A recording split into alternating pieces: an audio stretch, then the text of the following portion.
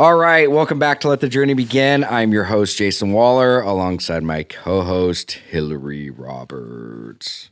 What's up, Gur? You know, me. Yeah, you're just moving and shaking, huh? I have been cleaning out my closets. I've been decrapping the house. Yeah, decluttering the house. It's exhausting, right? It's exhausting, but it's also, I am feeling so good. I'm feeling so good. And I come from a line of people that are kind of cluttery pack rats, not hoarders, but I just am like, my little brother, who's my half brother, is so organized, and I have friends that are really great at that. And I'm kind of like half artistic, where I'll let it get messy, never dirty, because I'm way freaky about that stuff. But it gets cluttery, and I'm like, okay, God, it's now time at 23 years sober to be like constantly keeping things organized instead of like getting fed up with it, cleaning up. But I've never cleaned like every nook and cranny, and I just kind of made a decision like it's time. It's funny you bring that up because we literally were just talking about that before we came on here. But what is it? You cleaned out 67 pairs of jeans? It's crazy. And but I've been blessing a lot of people. That's only at your house out in Texas. I know, isn't that insane? Dude, donate it. It's so insane. Give it to some organizations. Give it to the Salvation Army or something. Well, funny you say that. I'm giving it to some people that I know that are newly sober, and also people that I know that don't have a lot and work their tails off. And then I'm also going to be, there's an organization called Dress for Success, which helps people that are in recovery to go get jobs and get the attire to do that. And then also the Family Place, which is a battered women's shelter. Boom. Even better. I like that. Yeah. I like it. Well, good. Anything exciting going on? Man, I'm just happy. I don't know. I'm just at peace. The only thing is that, I just, to be totally transparent with everybody, sometimes I'm kind of struggling with watching crime shows late, and sometimes I mess with my sleep. And so, some nights I'll sleep really, really well, and other nights I'm up and down, and it's just silly. Yeah. You probably don't even want to hear about this stupid stuff, but I can tell all the new people out there, I have problems in areas where I didn't used to have areas, like this thing about the 60-some pair of jeans. That's just grotesque. Yeah. Hey, look, we have quality problems today, and I think that's the beauty of sobriety and where we're at today. How about you, bro? Dude, I'm good. I'm a little tired today. I kind of overdid it this weekend, but can't complain. I actually had a very good weekend. I was able to have some fellowship, some golf. Was able to watch the fights. Was able to watch some football. But hey, I'm excited to introduce our guest. He's somebody that I actually was able to spend a little bit of time with before we hopped on the show. Very, very intellectual, intelligent individual who's got a lot of really cool things going on. So I'm excited to have him on here and, to bring him on and hear more about his journey, but also the stuff that he's doing today, because it's right up my wheelhouse and things that I love to do. So Preston, thank you for joining us, bro. Thank you for having me here. Hi. How you doing, bud? I'm doing good. Yeah, I was nervous coming in here. Why, man? Well, because I've never done this. You're good, dude. We're just talking. We're just cruising. Oh my gosh! I'm less nervous if I can talk now. Sorry, go ahead. No, sorry. Sorry, I'm less go ahead, nervous Preston. now than I was. I was just, I don't know. I've never done it, so I was all kind of excited to do it. Yeah, dude, it's fun. We're here just to get to know you, hear a little bit about yourself, but also, to raise awareness around, the journeys that we went through. There's a lot of people out there that are struggling. I mean, we're combating this mental health and addiction disease. It's a leading cause of death for 50-year-old individuals and younger. I mean, suicide is at an all-time high. Mental health, addiction, and but that's why we're here, man. Is just to get to know each other, connect. But Hill, why don't you hit him with our first question? Okay, so Preston, what did you want to be when you grew up? What did I want? Pretty much what I'm doing right now. I watched, Jason and I were talking. I grew up watching Nitro Circus and people in action sports and jumping out of stuff and sending the dirt bike really far. And, so I got to be who exactly I wanted to be at this season of life. I wanted to be someone in action sports. I wanted to be one of the elite athletes, but now I get to do all my sports side by side with the elite athletes. So I'm kind of exactly where I wanted to be. Yeah. Did you hit a path though where you aspired and wanted to be that at a young age, but did not fulfill your dreams? Yeah. So I had it, like, I've always felt it. I always felt, because I grew up using heroin for like 8 years, and I always, even when I was using, I would be watching all these shows, and I always felt this burning desire that one day I'd be doing this. It just, right off the bat, the moment I got sober, coming up on 7 years. Congrats. Thanks you. And Yay! I just instantly went back to with what I knew. Like when I was using, I was still racing motocross. I don't know how I pulled some of that stuff off. That's impressive. Yeah, but apparently my coaches said I wasn't doing too well, but I thought I was killing it. But yeah, I always felt the desire to kind of push my limits, and it just made me happy. It's also the individuals and their mindsets of the people in those sports. I love their minds and what brought them to it. Why are they doing it? And just had so much respect for people getting uncomfortable. I love sucking at something new and becoming good at it. I like that, man. That's just, I've always, anytime I got nervous or any kind of fear, like coming on this, you better believe I'm going to come over here. I was nervous. Yeah, don't do it. This and that. But anything that I get scared of or nervous, I just almost became like addicted to overcoming my fears, business, spiritual, friendships, relationships, whatever. Yeah. Face everything That's and rise, awesome. dude. I love that. I love it. So look, you obviously, going into the action sports world, let's talk about that. So when did you start, dabbling in with heroin? When did your life get off track? Probably. So my mom was an alcohol. She was more of like a Benz drinker when I grew up out in Havasu, Lake Havasu. My brother kind of partied, went out there. He's in high school, and so it started pretty early. I'd probably say like 9 or 10. I just started. Oh wow! Yeah, hiding in the back, getting the can and smoking weed in the back or whatever. Poking holes. Young. Yeah, so it kind of started right there, but it was off and on. But I'd say it really took off when I moved out to Coachella Valley. It just probably when I was like 15 years old, and I just kind of instantly gravitated towards the troublemakers, the gangbangers, and just people that were didn't want to go to school and stuff. But like I was in the middle. It was like, one, they started using.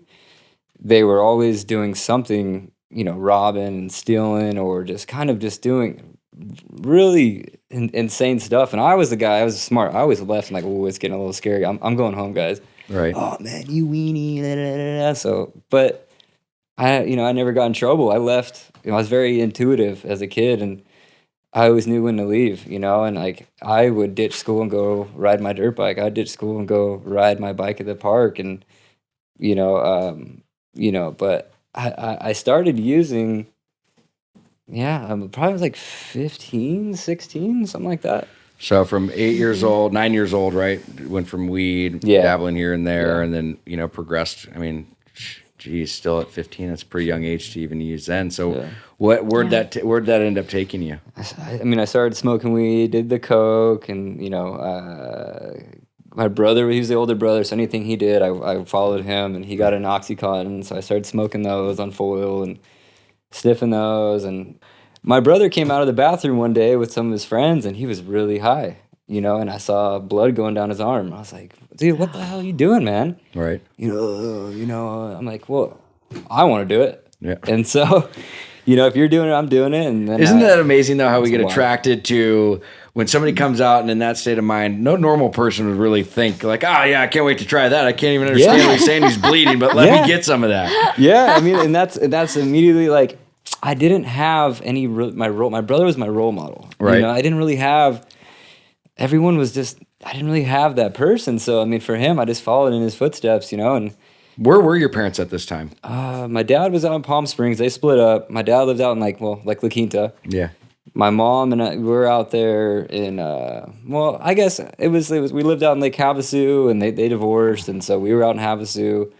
My dad was out here eventually. He's my mom back with us, and still divorced, but he went out and he's like bought her a house. He worked his butt off, built a concrete company, and he got us back out here, bought my mom a house, and we lived in La Quinta. And, you know, I got to meet a whole bunch of new friends, and a lot of them were troublemakers. And did they end up getting back together?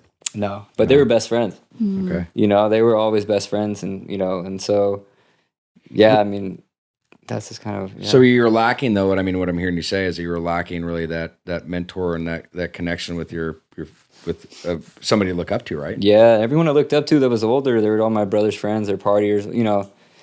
People in business, I've always loved business. I've always loved, you know, my dad would take me on bids and go on bid jobs and teach me strategy and how to like perform from an optimal space, and I love your whiteboard, by the way. I love all your writing because that's what makes things happen. Yeah. If it's not in writing, it doesn't exist. That's what my dad always said.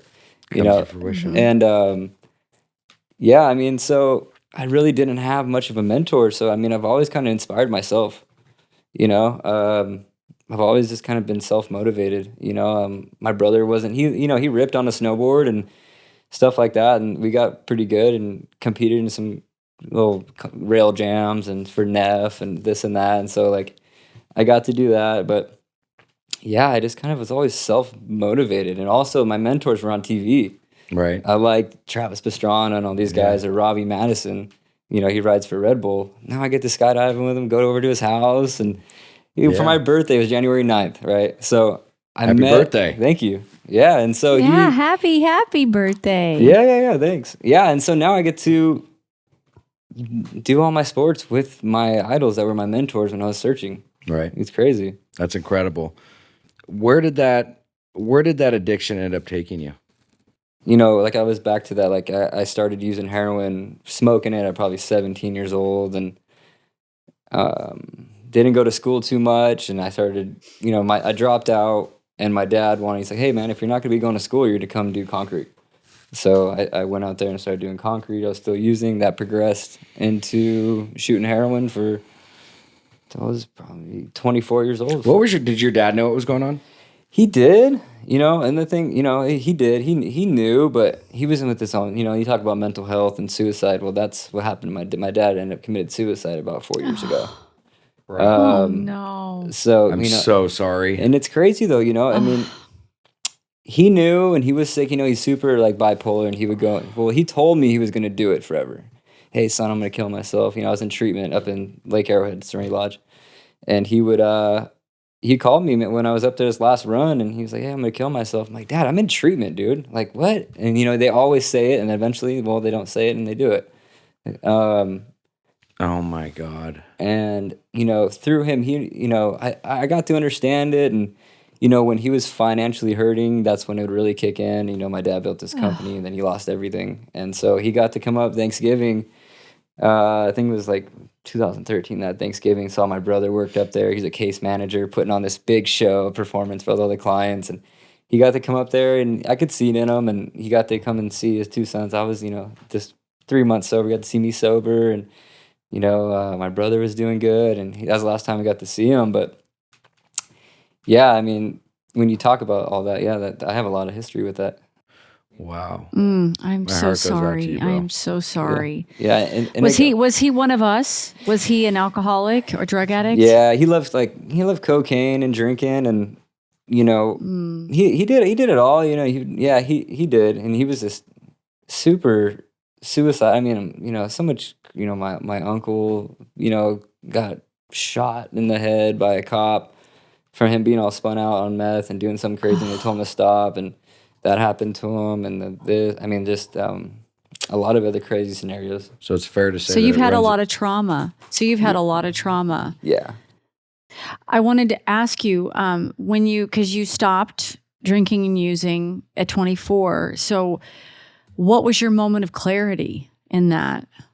Well, so like I said, I always shadowed my brother. So my brother, he got his stuff together. He got sober about 1.5 years before me. He worked at a county-funded place with a lot of guys that would come out of prison or off the streets, and because we kind of grew up with that mentality. You know, we got to grew up, my whole family was, just kind of in that mindset, I guess, in a way. Sure. So my brother got sober, and he's like, "Hey, P," he's calling me P. He's like, "Hey, P," he's like, "You ready to get sober yet, man?" I was like, "No, not yet." And he'd always call and check on me, and over the course of months and months, and eventually he was, and I followed his footsteps to sobriety because I saw on his Instagram and stuff, he's snowboarding, doing this and that, and he had the girls, he's all in killer shape and that glow. I was like, all right, I'm going to follow you this way now, dude. Because this ain't working out. I can't even get 20 bucks. How old are you? 31. 31, yeah. And how old's your brother? Well, he's the one that passed. I know. How old is he's 37. Okay, so. Okay, wait a minute. What did I miss? When did your brother pass? So my brother passed. He overdosed on fentanyl about a year and a half ago, a little less. Oh, God. Yeah. Dude. Oh, my gosh. You've had so many gnarly, and you've been going through all this. You went through your dad's death and your brother's death sober. Yeah. Which I bet your brother's, and tell me if I'm wrong, but I bet your brother's passing was so much more painful for you since you looked up to him for all these years. Yeah, because, we did everything together. We withdrawn off heroin in the same bed, and we did time together and treatment, and we were just like, if he was having a bad day, because he moved out to Palm Springs, after a little bit, like being out here, he got a house and married. If he was having a bad day, we're so connected. I could feel him being upset out there. And I call him, "Hey, you all right? I'm picking something up." And he's like, "Yeah, man, actually, I am." So we were super connected. Very, very strange how that happened, And just for that moment of clarity, what was that aha moment though that you're like, I got to change? This is, so your brother, you were sharing though that your brother, he was doing well. He was reaching out to you, and you're like, I'm not really feeling it yet. And then, but what was that turning point? It was, it was him seeing his life. Like, he was doing the stuff that I wanted to do. And so the moment was just, well, this is getting old. I was like, I can't even come up with 20 bucks. I'm a loser. I had this burning desire. I had something to give. I had something. It was so weird. And so I got it together, and the aha moment was watching my brother happy. The person that took me, it wasn't his fault. I followed him. But he's my hero, watching my hero happy and smiling on just pure life, wake surfing, and just, it was so appealing. That was my. Do you remember that moment? Oh yeah. I remember the color board shorts he was wearing, behind the boat, a specific picture. I was looking at him, he's just all in good shape and just doing a big spray, and I was like, okay, it's time. It's so true. I mean, because we hear all sorts of people's moment of clarities, and I've never heard somebody being transformed by a photo. I have by a hero. Yeah. But I mean, just by in that moment. I mean, everybody's is different. That's why I love doing this. Yeah. I think it's a combination of all of that, multiple things rather than just the picture. But yeah. Well, so transitioning back now to where we were. Thank you for sharing that with us, because I think it's important for people to kind of connect and relate that. Look, it's every person goes through something different. We're all wired differently. We all have our different moments. We all have, what I do to stay sober may be different than you and Hilary and vice versa. So that's why we do this. But with your brother being such an instrumental figure in your life, and, I love that word, like you said, a hero. I mean, he really played that role, and I can see that when you're speaking and you're talking about that. Did you know that he went back out? Yeah, I did. I mean, he started drinking and being able to drink, and he was, he was just... How long was he sober when he did that? Pardon me, Preston. 7 years he had, something like that. And so 7 years straight, and then, then he started, just having a drink, or go out to have a seat with his buddies, and he would go and have a drink out there and just try to become normal. But he was just such an extremist. He just wasn't that he couldn't do that. He couldn't pull it off. I think along also as well as what I kind of outgrew him, because I became very spiritual, and I pushed my mind to these with, really long distance running. I'll go out into the ocean in the middle of the night when it's cold, and I'll sit there because I put myself into these situations that I push my mind to these places where they want to quit. Right. And I pushed myself so hard. My brother didn't do that. I outgrew him. I got to his level, and I'm like, my hero's low. I'm like, well, I got more, man. And so he tried to go out there and drink, and and then he started doing his pills, and he would do them, and then he would go like a month without. I see him with the chicken skin and not feeling good. I'm like, like when you first come off an opiate, like you go with your withdrawals, like they're all giddy, their eyes, and this, like, the energy's there. I kept seeing that back and forth, and I could tell that he was using. You've obviously stayed sober and clean through this trauma, these incredible losses. How do you maintain? How have you dealt with them, and how do you maintain? And you've stayed sober, so that's so inspiring for many people that are struggling with painful things right now. I think, I always call them my ingredients. Like I don't make it overcomplicated. I love getting out in the nature by myself. I love to sit and breathe and be grateful for this body that's healthy and my gifts and like, I think to feel the pain, I think to feel and go through the pain of my dad and why he did it, I understand it. To go through my brother, to feel it, and I journal a lot. That's why I say, like, I keep going back to you writing stuff down, like writing it down. Every morning I feel it and I send out love, and I try to truly be present and just kind of, I make sure I'm capitalizing on all of my gifts that I was blessed with. Like, I was able to pull a lot of people together for something good, with one of the other companies that I have. But I think just me staying healthy with my running, my exercise, and my community of people. I have the most amazing people around me because I ask for help a lot. If I don't know what to do, I'm going to call. Jason, you may be getting a phone call, man. Yeah. Hey, I get it. That's the thing. Yeah. It takes a community of people. Like, if I have respect for you and you're doing it and you look happy, and I love getting suggestions from other people. I take a little bit from everyone, and over the years I've incorporated my own thing that's got me through everything. Like, I get to push my body. Like, I've ran a lot of miles, just because I want to get my mind at that point where it wants to quit. Then it wants to quit there, and I'm like, oh, you're going further, man. I was like, you think life's gonna be easy? And then that's what I push, and that's truly been one of my big things, and just kind of being very mindful and present. And so from going from a guy that couldn't even have $20 in his pocket, right, to the guy that was, self-shaming, beating yourself up. I mean, you're a guy here that's motivated, you're passionate, you're pushing yourself to new extremes. I mean, you've started some businesses, right? To share a little bit about that. I mean, what does that look like now?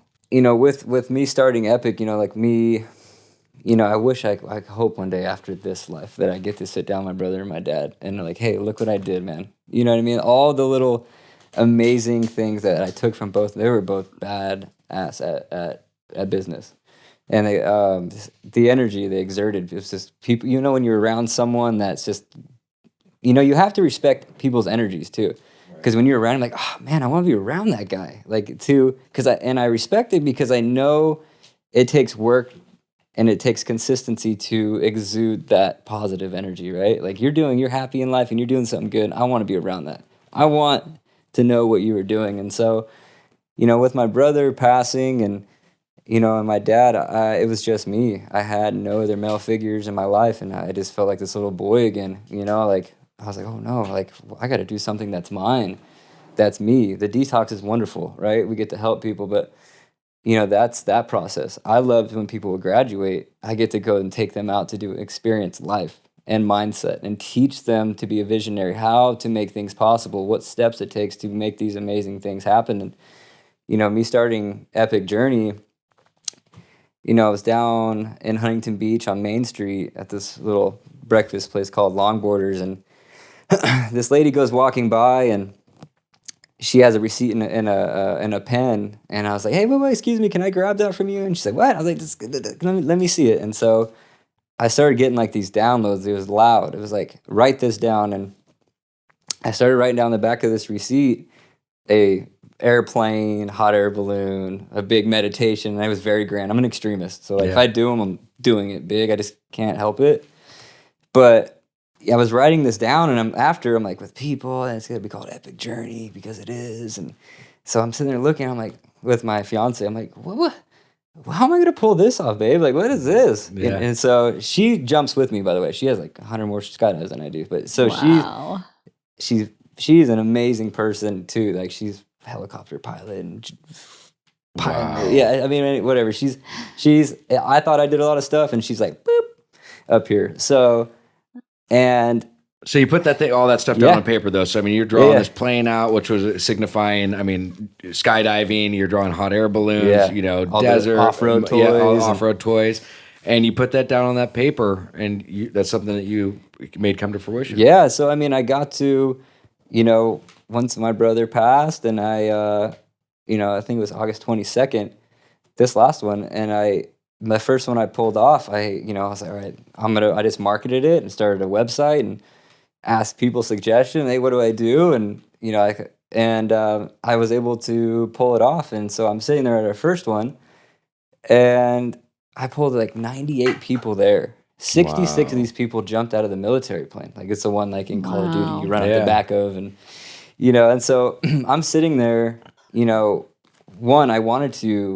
I didn't really get to do it on the first one, but the second, third one I did, is I got to sit back and I saw a line of like 100 people based on coming to experience my way of life. And I had all my action sport heroes there and amazing filmers that filmed movies like Mission Impossible. His name's Joe Jennings. He got to come out and film with this giant red. Right. You know what I mean? And he got to come out and film, and I got to go out there, and I'm looking at all this. I'm like, oh my gosh, this is the thing. This is my first one, and it was huge. And so we had a taco truck, massages going out, and people were off-roading at the dirt bike track next door in the toys. And so, but what I wanted to do, I missed out on it because I wanted to sit back. One, I've journaled all this, so I like made sure I wrote down like how did I do this, and how can I do it again? How can I make it better?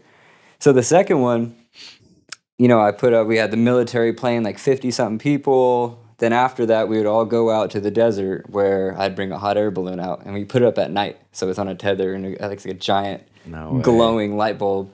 And then so we have like 3 of the Polaris razors, and so we all haul those out there. We bring some portable bathrooms, all air conditioned, that Skydive Elsinore like brought out for us. And so I wanted to, this one I missed out on the first one, but I wanted to go up on the hillside, and I'm sitting there, and like I'm bringing my off-road toy up to the hill, and some guys like, hey, can I come with you? I'm like, no, like I'm gonna go up there by myself. And so I go back up there, and I got to sit in the hillside and feel the energy coming out of the crowd, and the hot air balloon going just glowing, and the people are dancing, and the music's going, and to sit back and feel that, and to see what I was able to do from the back of every seat to something that seemed so far out, and I got to go back. I got to sit there and feel it and be proud of myself, you know, because I have my own back now. You know, I have my back. Like when I'm running or I'm doing anything or I'm creating some type of vision, I have my back and I can do it. I'm like, come on, P, let's go, man. Let's go. We can make this happen. And I was able to be comfortable in my skin and believe in myself, man. And that really solidified it for me, that second trip. It's amazing, dude. So I mean, awesome. your resilience and everything that's come together is inspiring, you know. And I think that just goes to show that, you know, hard work does pay off, and you're a prime example of that. Thanks. I appreciate you sharing all that, man. And there's so many more questions I have for you, but just in the effort of time and being mindful of everybody's schedule, what would you give our listeners if you had one action for the day? What would that be? Be proud of yourself. Be proud of yourself for overcoming, and just be proud of yourself for wanting to change. If it's addiction, mental health, or just reaching out to someone, getting uncomfortable. Like, I would say definitely be proud of yourself for trying to make a change. And yeah. That's powerful, dude. Well, thank you so much for joining us, man. Thank you, guys. I really appreciate it. So if people want to find out more, though, about yourself, your site, where can people find you? For the Epic Journey company, it's Epic Journey OC on Instagram. And then mine, I couldn't really even say what it is. But Epic Journey OC is the one that you probably want to see. Okay. So that's the fun one, yeah. All right. Perfect, man. Well, That's again, so thank you so awesome. much, bro. And so proud of you and your journey. Thank you. Preston's story goes to show you that when we help others, it takes us out of ourselves, and he's been able to deal with the grief of these just horrible losses that he's experienced, and he's able to do all these amazing things to help people that are struggling. And how incredible is that? How incredible is that? No, it's just incredible. I mean, he's got such an amazing story. And I think it's, God, to use at the age of 9, 10 years old. I mean, I was blown away with the new statistic that came out, just recently about the first time age of average use is around 11 years old, 11 and a half years old. And I mean, at 9, and to see he's got such a good head on his shoulders, so intelligent, so motivational, so passionate. And I love what I really took away is I love how he pushes himself. Like I said, he said he goes into the ocean just to be able to, in the middle of the night to see how much his body can take. It's just like those are the extreme measures that he's taking to get to know and connect with himself more. So just I'm very moved, and for those things he had to walk through with his dad and his brother and having to go through that sober and staying sober through that's just a testament to what his dedication to his program. So very moved, very stoked for him. And, Preston's got sky's the limit for him. That's right. Well, all right, guys. I'm grateful that we get to do this. I'm grateful 100%. We get to do this, Jay. Me as well. And you guys, will check in with you guys next week.